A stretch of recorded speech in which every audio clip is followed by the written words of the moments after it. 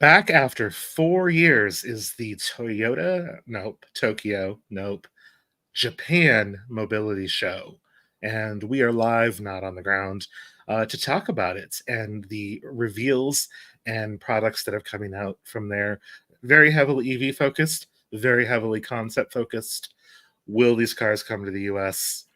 We don't know. Well, Craig knows because Craig knows everything No, I because don't, and they won't. he's a 15, 20-year industry veteran, so he knows everything. And yeah, back Close to after 20, not quite. It's been a maybe by the long time. maybe by the time this Too video long. maybe by the time this video comes out, not live, you'll be at 20. Lots of stuff going on. Very big show again because it was pre-pandemic before it last happened, and this is the home market show for some of the world's largest automakers. And they So had to call it mobility, didn't they? they had to call it mobility. What was wrong with Tokyo Motor Show? Nothing. Nothing. Absolutely, Nothing. absolutely nothing for sure. So let's start talking through some of these cars. Craig, would you like to lead us off? The first one on our list is is Infiniti as a manufacturer, and apparently they still make cars. I had no idea. Who knew? Yeah, because their lineup is, well, old. And I don't know that people even shop them if they're in the luxury segment. I don't see many around Detroit, and I don't know how many you see. Well, you're not going to see anything around Detroit that's not a employee purchase Well, planned, no, you do see friends and Audis and family. BMWs and whatever. But Lexus is very popular, but a but like couple Infinity, I yeah, don't. a couple years back, we were all hauled out to the out to spaceport in Truth or Consequences, New Mexico, and shown some stuff that was EV related. And then 6 months later, we were told none of that's going to happen. So apparently, they've reversed course, and are showing a couple of. Again, these are concepts, so take them for what they are. But four upcoming models, actually. And the one that's kind of leading the headlines, I suppose, is the what is it? The QE, Sleek Vision QE. Which supposed to be the first EV for the brand. Yeah, which, yeah, kind of looks like a Q60, and it's a sedan. Like, why are you leading off with a sedan if this is your first EV? I don't understand. Man, that was like Genesis starting with cars first, and it's a weird play. Like I said, it looks a lot like a modern Q60. Rear looks a little bit different. I don't know what the rear kind of looks like. It's got a little bit of maybe an Aston Martin to it, or at least with the slope back. I don't know what the taillights remind me of.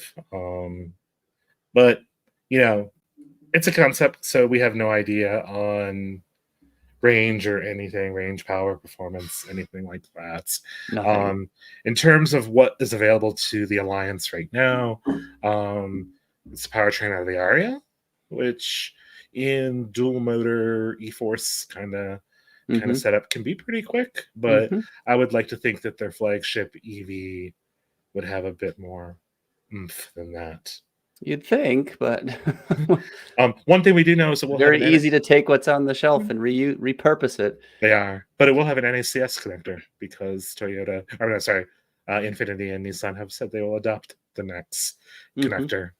Other cars are coming too. Some of them are gas powered, stuff like that, so not really worth spending a lot of time. What about the QX80? It's very appropriate for EV Pulse. It is if EV Pulse was gas guzzling post and we were in Dubai, but we are none of those. We are none of those things. That's very popular in the Middle East. Churns out, along with the Nissan Patrol. So, North American market not as much.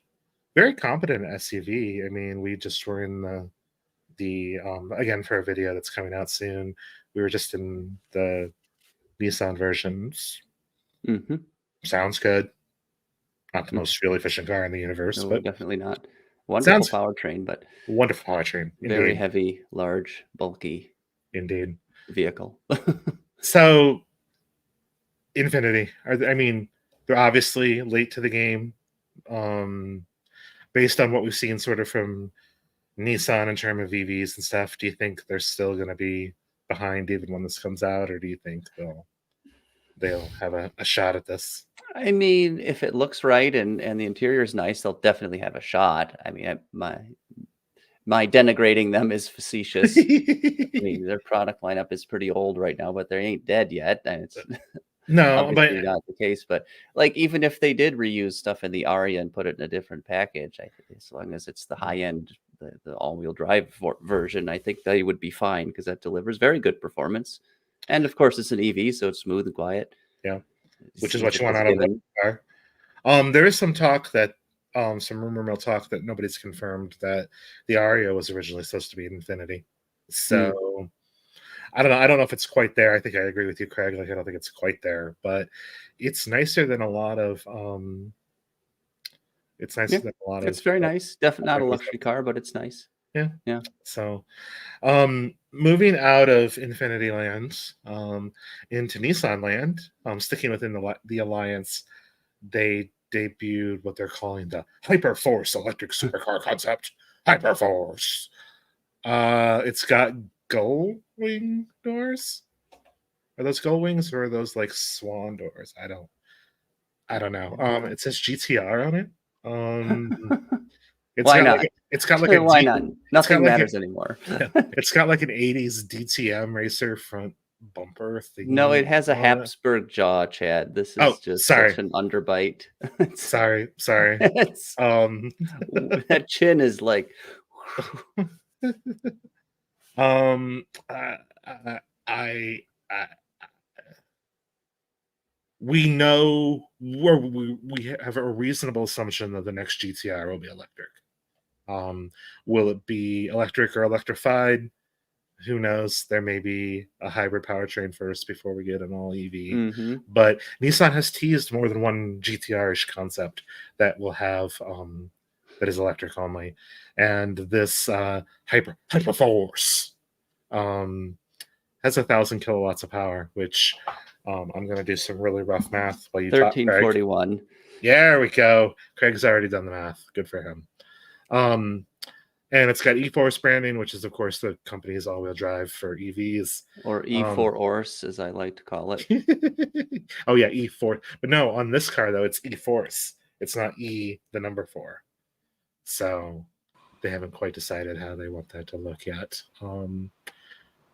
This car is not coming into production, but it's got the roofline of a GTR, I believe. And it's got kind of a wing of a GTR, and it's got the 4 taillights of a GTR. So, is it the next GTR? No, probably not. But there's probably some variation, if the rumors are true-ish, GTR goes away this year, next year, probably next year. Then it'll go on a couple-year hiatus before it returns for the 2030 electrification. Next up, Lexus, by a company that makes some EVs. By a company that makes EVs. By a company that makes EVs. A Japanese company that does make EVs, the RZ, which is good but not great, has introduced the LFZC, the LFZL concept EVs in Japan, which look like different sized RZs. That bad, eh? No. No, I actually don't mind how the RZ looks. The rear of the LFZC is a bit disturbing. But the front end looks a lot like the RZ, just with a little bit more blacked out grill sort of elements. Inside, it's still very concept, but the concepts do have the yoke, which we've both driven the yoke, and we kind of like the yoke in the Lexus. Bigger and smaller RZs are likely to play for Lexus if they can figure out how to actually get some better range out of them. They'll probably have some strong sellers. There is a very loyal fan base to Toyota and Lexus EVs. and or just vehicles in general because of quality and reliability. And I think are interesting in that way. Super excited about it? Nah, not really. It's kind of expected. It's kind of expected. Where stuff that wasn't expected, Subaru, if you're on TikTok, woo, they have a flying car and an electric sports car. Flying cars could care less about, but see, look at that. Looks like a drone that you fly. It is a drone with doors It and a is seat, and I don't see how this is ever going to be a thing. But every No. car company wants to build some damn flying car. People can't drive. You want them to fly now? Right. They call it the air mobility concept. The car is the sport mobility concept. I have problems with the proportions of this thing. I do too. Why does it look that way? It just is. Yeah, I don't know. Can't put my finger on what's wrong with it. But it's just very odd. Right there is the next WRX. I'm gonna call it right here. There it is. You're looking at it. It's 100% production. Yeah. Subaru's current EV offering is the Solterra, which has something to do with sunshine. It's on the same platform, because I know our viewers love that term, platform, as the BZ4X and the RZ450. So it suffers from some of the same issues, though. There has been a software update for those, and I'm trying to get us a software updated car into test. For charging, what did they update? The charging curve and stuff like that. So supposedly they fixed a lot of the issues that we had with it. As for Subaru, taking 9 hours to DC fast charge. Wasn't 9 hours, but it felt like it. Right. As I recall, we gave up at like 97% because it was like another 90 minutes or something. And we did. Yes, we had already been there 3 hours. They're like, no, I'm good. Yeah, no, we're good. So now they supposedly fixed that. But Subaru, like, what I think is cool about Subaru EVs is they don't really have a lot of electrified options otherwise. It's not really a lot of hybrids. The Crosstrek hybrid, I think, went away. Maybe it's coming back, but like the Solterra seemed to make a lot of sense in Subaru's lineup because it had reasonably good performance. It had the charging stunk, but it had reasonably good performance, and it delivered on something that I think a lot of Subaru fans want, which is something a little bit more environmentally conscious. You know, a lot of Subaru drivers are outdoor focused, and I think that fit well. So having more electrified options within that under that brand makes a lot of sense. And yeah, and just to address Eric in the chats, yeah, the RZ450, exact same car as the Solterra and the BZ4X. Different battery sources, but ultimately, at the end of the day, same motors, a lot of the same software, the same heater for your knees. Leg warmer. Yeah, Subaru needs more EVs. So I don't particularly care how that thing looks. It's kind of like a Challenger and a Miata combined. A commenter said, yeah, kind of, and not necessarily in a good way. But moving on to stuff that maybe is a little bit more plausible. Today we saw the Honda Prelude. And it looks great. And unlike any of the other cars we've talked about so far. Maybe the Infiniti was okay, but I think this is actually attractive, I think. It looks like it would be built.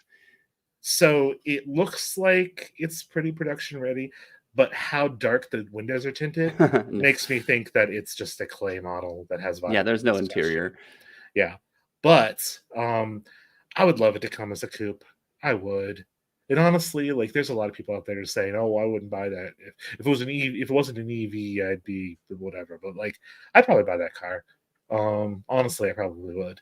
I think it's got a little bit of a Prius front end going on for it, sort of with the nose and the under trim light under the headlights, which I think is very interesting that they're cribbing their design from their biggest competitor. They're copying a beautiful car. The Prius is stunning. Yeah, the new Prius is very stunning. I like it in this white. I don't know if it's championship white, but since it's not a Type R, it probably can't be championship white. But I dig it a lot. It's kind of the tail from this angle that you see on the photo here. The tail looks a lot like a Prius too, with that single light bar across.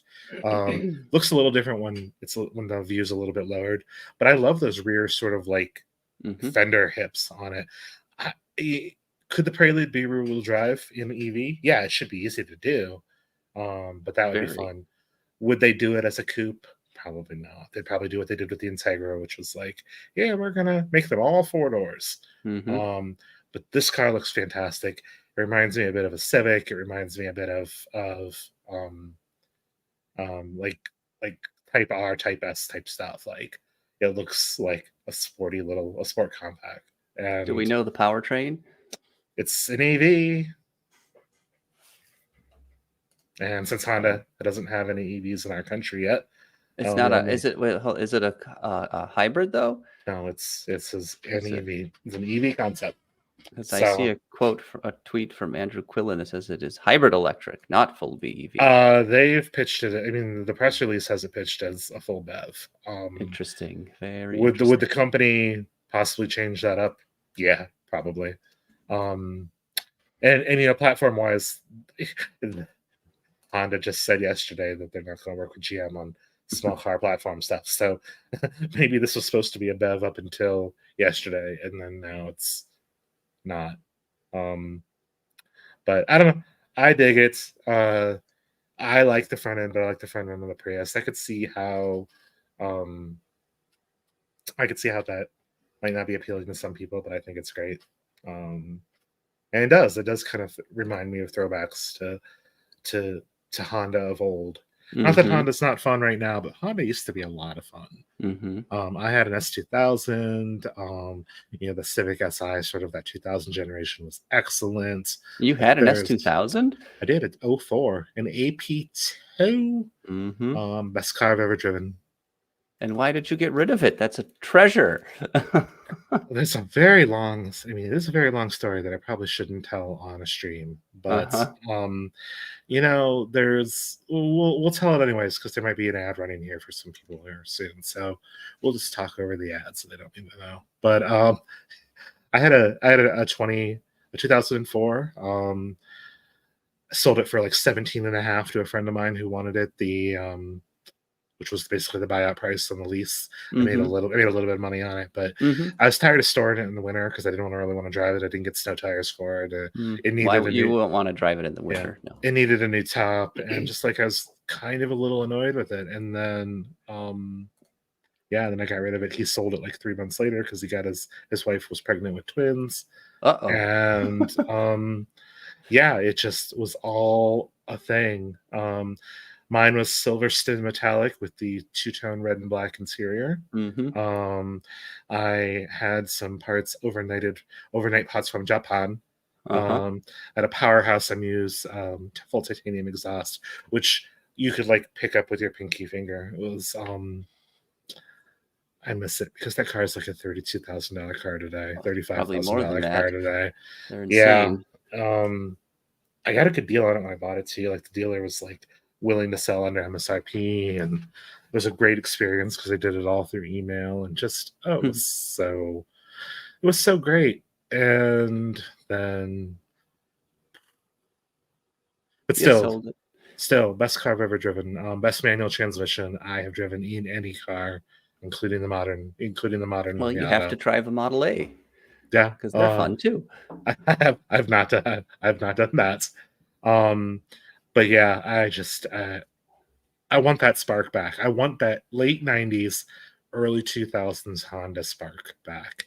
And I don't know, they're really hard to do it with turbo because you don't get the high revving sort of VTEC. I mean, like the S2000, the only way they have any fun with it was you had to rev the piss out of it. But man, when you did, it was so great. Turbocharging, I think, kind of took that away. Because you get torque. Because you get torque, and torque is I mean, it's kind of great. But I drove a supercharged S2000, had a Comtech supercharger on it, and that fixed the torque problem while still revving to the stratosphere. I bet. But yeah. So I kind of hope Honda brings back the Spark. Alan says good luck. Yeah, no, you're right. It's we keep seeing the rumors of S2000 revivals, and I know it won't be the same. It just won't be the same. But yeah, exciting. I actually think the Prelude's exciting. I don't know if they'll do it, if they'll call it a Prelude, why they didn't call the Integra the Prelude, why don't they keep the Accord 2-door and call it the Prelude? Like, I've seen all of these things about what the Prelude should or shouldn't be, but it would be kind of nice if they made it. It's their nostalgia tour. Civic Type R, the current one is pretty good. I will say that this sort of generation around, they've kind of figured that out. My problem with the Civic Type R right now is the Elantra N is more fun. The Type R is better. It's more clinical. It's a scalpel, where the Elantra is a little bit more of a sledgehammer, but it makes me laugh. And the Civic doesn't make me laugh. I haven't driven the Integra Type S yet. I really want to, because they seem to maybe build in a little bit of some fun into it that isn't there on the Type R. But closest, I mean, it's definitely the closest Honda has gotten to giving me that Levin feeling. But their competitor, who also made a lot of really cool cars in the late 90s and early 2000s, like the Previa, like the Previa, and the MR2, the Avalon, and the MR2. Come on, the MR2, and ultimately the MRS, which was a convertible with a dual clutch. No, it wasn't a dual clutch; it's a single clutch.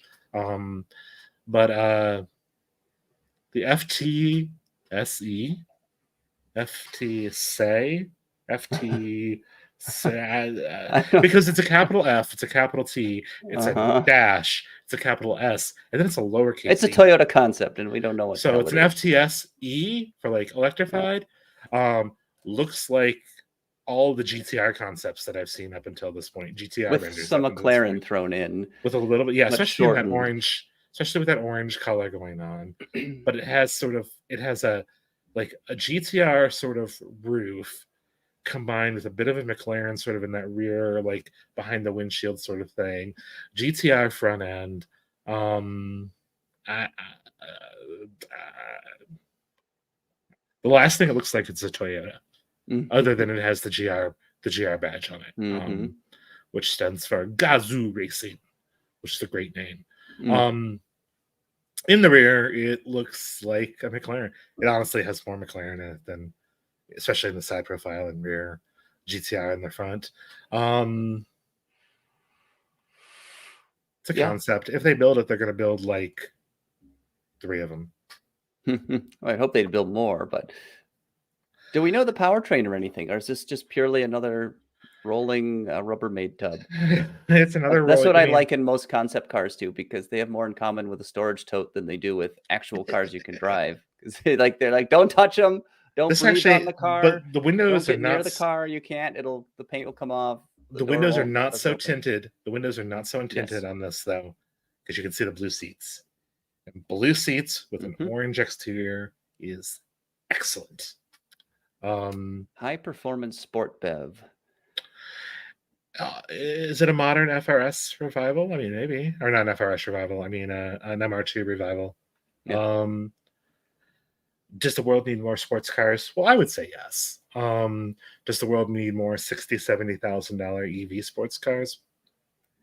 The world needs more crossovers. We all know that. There aren't enough utility vehicles to choose from. GTR front end aside, I think this car looks pretty solid. I love the paint scheme. I love the interior scheme. I think if Toyota were to build it, they would probably build like 1,000 of them, because the demand for it would probably be pretty low, especially in North America. but you got to have a Halo car. And right now, what is Toyota's Halo product? What's Avalon. Honda say? Yeah, the Avalon. What's Honda's Halo product right now? Or It's the Crown, I should say. I mean, the Crown really is probably their Halo, Yeah. but like that's I back when the S2000 was awesome, like the NSX was the Halo, and Toyota had Supra as sort of Mhm. their Halo, and um, Mitsubishi had the what is it, the 3000 GT, yeah, VR4, which I wanted one of those so bad. It's cool. I'd love to drive it. I hope they make it. Will they? I don't know. Are they going to make any of these EVs we talked about? I don't know. They're just concepts. These Sorry, are all folks, just we can't say. concepts. Um, I mean, Toyota's not even really committed to electrics when you think about it, because they're taking a more holistic approach, which is arguably the smarter way of doing it, yeah, rather than everybody in on all EVs all the time. if you have a limited number of resources to produce batteries and stuff like that, which currently we do, it's a finite resource, then Toyota's safety sense is to produce more hybrids, because fleet-wide decarbonization is better than one person buying an EV. And I agree with that. Until we have enough resources to make the transition complete, Toyota's probably doing the right thing for short term. But hybrids aren't going to work in Europe. Hybrids aren't going to work in China. So they're going to have to figure some BEVs out. Even though North America is their biggest market, they're going to need some products. So that's definitely, that car looks closer to production than the Infinitis for sure. The car there that looks the closest to production, honestly, is the Prelude, which is funny because that's the one with no interior. It is probably the biggest like clay model of sort of the group. Like that looks the most production ready, the most likely to go into production, probably with 4 doors, which would make me sad. But it's also like the least finished car. But there were a few non-full EV sort of news things that dropped at the Japan Mobility Show that I thought was worth mobility.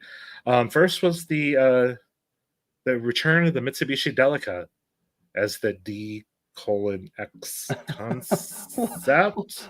Why don't they just call it Delica concept? Like, well, right. But also that looks a lot like the Canoo, just with maybe not quite as a flat front. Like it's got some Canoo vibes going on. It's got Thor hammer headlights they borrowed from Volvo. They did, or they borrowed them from the God of Thunder. Apparently there's not enough space inside of it, so it's got to have a roof pod thingy on it because, whatever. But this is a plug-in hybrid, so in theory, that's probably makes it a little bit better for off-road adventures because you don't need to worry about charging if you do run out of electricity. But the rear visibility looks terrible out of that rear window. It's got no B pillar because concepts never have B pillars. Canoo and Volvo made a baby, says the cat. Yeah, kinda. The seats are all the wrong way. Is this ever going to go into production? No, it's not. The idea is sound, but it wouldn't look like this and have these doors or that pod on the roof. I mean, maybe it's like a conversion van. Is that what they're going for? You can have a CRT in the back and maybe lots of cup holders, big recliners. Maybe that's why they didn't call it Delica, was because they're like, oh, we're actually going to save that name for when we do a production something. But I don't know. It's interesting. It's rugged looking. It looks like a concept. It looks like something you'd see out of like Judge Dredd or something. So I don't know. I thought it was cool, worth to mention. And now the car that seems like the car that I describe entirely as Lucy and Charlie Brown. Lucy's setting up the football, saying, I will not pull this away this time, Charlie Brown. You can kick the football. Which is the iconic iconic SP from Mazda. It's a hybrid. It's beautiful. And it's a rotary. Supposedly. Supposedly. I'll believe that when I see it. I hate to break it to everybody here, but the rotary is never coming back.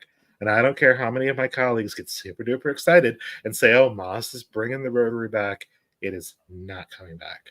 It is not. It's not fuel efficient. It's not good. There's nothing.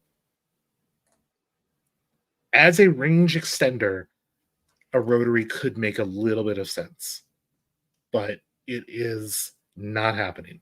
They said it was going to happen with the MX-30, which isn't happening. It's not. It's just not. Are rotary engines cool? Yes. Do they make good car engines? Probably not. No, they have reliability issues. They burn a lot of oil. They're terrible for emissions. Why? They're just. But all they have to do is drop that word rotary into a concept, and our colleagues lose their collective minds. Yeah, I don't understand. Like, it'd be one thing if they were making rotaries right now. Sure, the next one would be exciting, but they're not. The range extended MX-30, where's that? That was supposed to have a rotary, wasn't it? Yeah, well, instead they just decided the MX-30 was bad, so we're going to try to kill it. I mean, it was/is. It was. Least performing video on the EV Pulse YouTube channel is the first drive of that car. But yeah, it looks beautiful. I mean, it really does, especially in red. It looks like the same red that Dom's RX-7 in the original Fast and the Furious was. Like, but gorgeous design, absolutely stunning. Yes, it has a little bit of, like, in this angle here, has a little bit of Alfa Romeo, I think, going on for it. Definitely some RX-7 vibes, getting a lot of second-gen RX-7.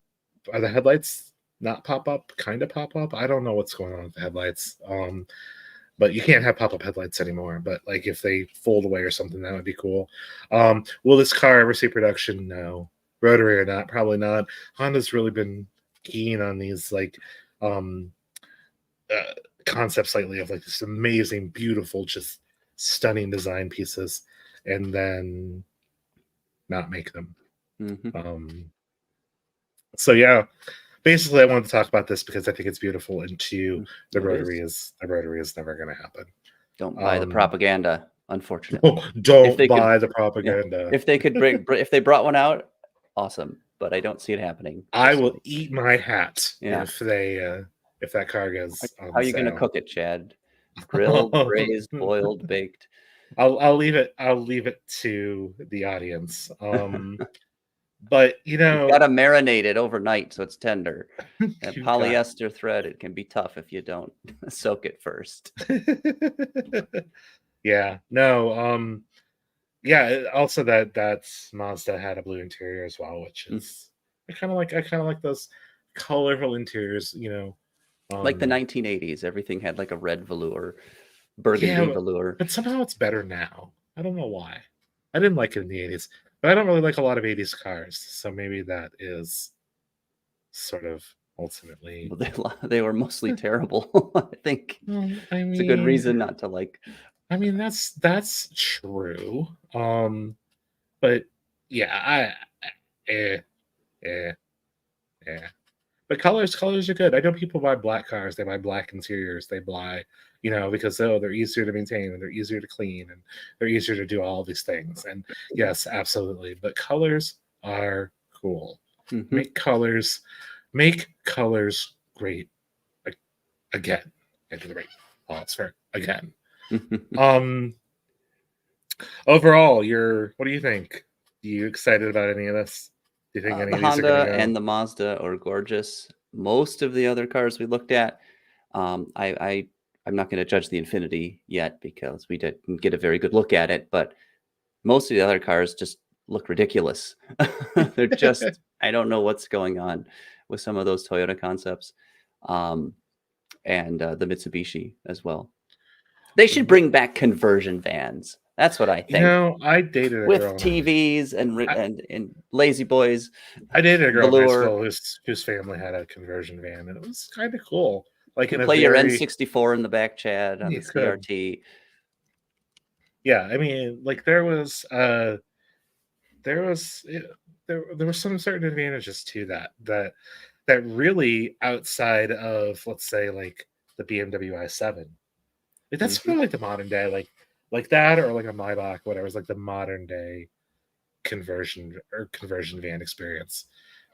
I would say somewhat similar, but like I think you need like a flow through aisle, and like where they cut the roof and put the Yeah, fiberglass upside down boat on top so you get more headroom. yeah, but And you if have to have blinds on the windows too, sure, but or curtains. BMW has peasant blockers, which are nearly as good, and it has like a 37-inch fold down screen, Yeah, something something like like that. that. Yeah. Which Craig you reviewed not too It's long massive. ago. It's It is gigantic. It's huge. massive. Yes. And more reasons why it isn't a conversion van. You can It's find because out it's a sedan. because it's a sedan. There's that. You can Minor find detail, but yeah. just click the video at the screen, and you can see that. So, and now we are going to pause and talk about other fun stuff. And I'm teasing this while I was showing the call to action so people watch the live show next time. And see.